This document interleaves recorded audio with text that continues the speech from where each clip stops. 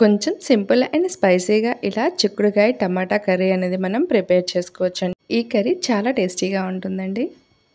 నా పేరు శైలు, శైలస్ కిచెన్ కి స్వాగతం.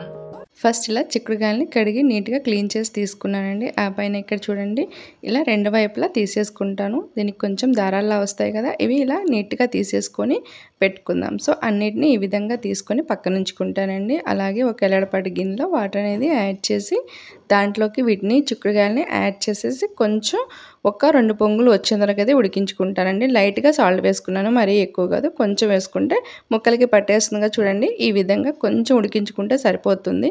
సో ఆ పైన ఒక స్ట్రైనర్ తీసుకొని దాంట్లోకి నేను వడకట్టుకుంటానండి. ఇలా వడకట్టుకొని పక్కన ఉంచుకుంటాను.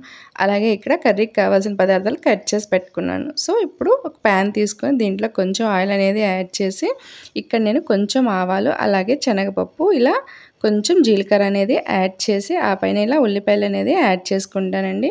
అలాగే కట్ చేసిన పచ్చిమిర్చీస్ కరివేపాకు ఇవన్నీ యాడ్ చేసుకొని ఇలా మిక్స్ చేస్తూ కొంచెం సేపు అయితే ఫ్రై చేసుకుంటాను. కొంచెం ఫ్రై అయిన తర్వాత కొంచెం ఇలా పసుపు అలాగే సాల్ట్ అనేది యాడ్ చేసుకుంటాను. యాడ్ చేసి మిక్స్ చేసి కొంచెం ఫ్రై అయిన తర్వాత దీంట్లోకి టమాటాలు అనేది యాడ్ చేసుకుంటానండి. ఇలా యాడ్ చేసుకొని మిక్స్ చేసి మూత పెట్టేసి ఒక 2 మినిట్స్ పాటు అయితే మగ్గించుకుంటాను. ఇలా చూడండి మంచిగా మగ్గిపోయింది కదా.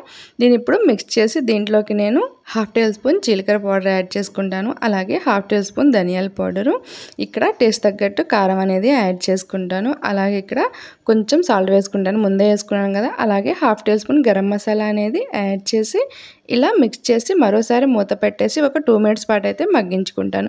చూడండి టమాటా ముక్కలు ఇవన్నీ ఇలా పేస్ట్ లాగా పూర్తిగా మగ్గిపోవాలండి. ఎందుకంటే మనం చిక్కుడుకాయలని ఫస్టే ఉడకపెట్టుకున్నాం కదా, ఇలా మగ్గిపోతే ఇలా కొంచెం ఫ్రైలా వచ్చేస్తుంది. సో దీంట్లో చిక్కుడుకాయ ముక్కలను కూడా వేసి ఇలా మిక్స్ చేస్తూ కొంచెంసేపు ఇలా మూత పెట్టేసి మగ్గించుకుందాం. చిక్కుడుకాయలని ఉడకబెట్టుకోవడం వల్ల మనకి కర్రీ అనేది త్వరగా అయిపోతుందండి. అందుకే నేను కొంచెం లైట్గా ఉడకబెట్టుకున్నాను.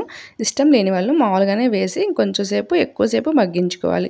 సో చూడండి ఇలా ఈ విధంగా ఫ్రై అయ్యేంతవరకు మనం ఫ్రై చేసుకొని ఆ పైన దీన్ని మనం ఇలా వేడివేడిగా ఒక బౌల్లోకి అయితే సర్వ్ చేసుకోవాలి. ఈ చిక్కుడుకాయ కర్రీ అనేది అన్నంలోకే కాదండి, ఫుల్కా అండ్ చపాతీ అండ్ పరోటాల్లో కూడా చాలా బాగుంటుంది.